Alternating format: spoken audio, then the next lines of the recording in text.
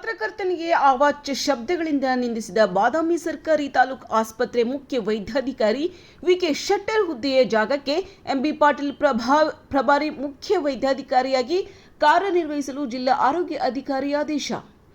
ಬಾದಾಮಿ ಸರ್ಕಾರಿ ತಾಲೂಕು ಆಸ್ಪತ್ರೆಯ ಅವ್ಯವಸ್ಥೆಗಳ ಬಗ್ಗೆ ಚಾಣಕ್ಯ ಸುದ್ದಿವಾಹಿನಿಯ ಸಂಪಾದಕ ಪತ್ರಕರ್ತ ಮುತ್ತಣ್ಣ ಯರಗೊಪ್ಪ ಅವರು ಸುದ್ದಿ ಪ್ರಸಾರ ಮಾಡಿದ್ದಕ್ಕೆ ಬಾದಾಮಿ ಸರ್ಕಾರಿ ಆಸ್ಪತ್ರೆಯ ಮುಖ್ಯ ವೈದ್ಯಾಧಿಕಾರಿಯಾಗಿದ್ದ ವಿಕೆ ಶೆಟ್ಟರ್ ಮಧ್ಯರಾತ್ರಿ ದೂರವಾಣಿ ಕರೆ ಮಾಡಿ ಅವಾಚ್ಯ ಹಾಗೂ ಅಶ್ಲೀಲ ಪದಗಳಿಂದ ಬೈದು ನಿಂದಿಸಿದ್ದು ಪತ್ರಕರ್ತರಿಗೆ ಮಾಡಿದ ಅವಮಾನವಾಗಿದೆ. ಮಾಧ್ಯಮ ಪತ್ರಿಕಾ ರಂಗದ ಸಂವಿಧಾನದ 4ನೇ ಅಂಗ ಎಂಬ ಪರಿಕಲ್ಪನೆ ಇಲ್ಲದ ಮುಖ್ಯ ವೈದ್ಯಾಧಿಕಾರಿಯ ನಡೆಗೆ ಸಾರ್ವಜನಿಕರಿಂದ ತೀವ್ರ ಆಕ್ರೋಶ ಹೊರಹೊಮ್ಮಿತು.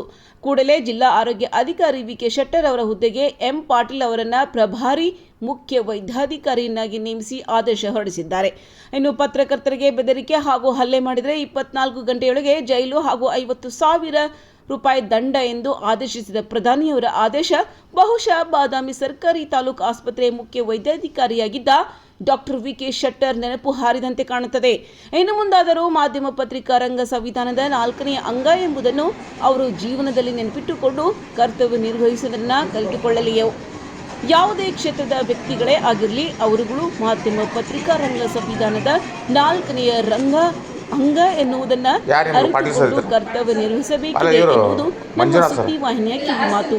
ವರದಿ ರಾಜೇಶ್ ಎಸ್ ದೇಸಾಯಿ. 20-25 ದಿವಸ ನೀವು CBC ಟೆಸ್ಟ್ ಇಲ್ಲ ಅಂದ್ರೆ ಎಂಥ ದುರಂತ ಇದೆ ದವಾಖಾನೆ ಹಾಸ್ಪಿಟ್ಲದ. ರಿಸನ್ ಕೇಳೋದಲ್ರಿ, ಯಾರನ್ನ ಇದನ್ನ ನಿಮ್ಮನ್ನ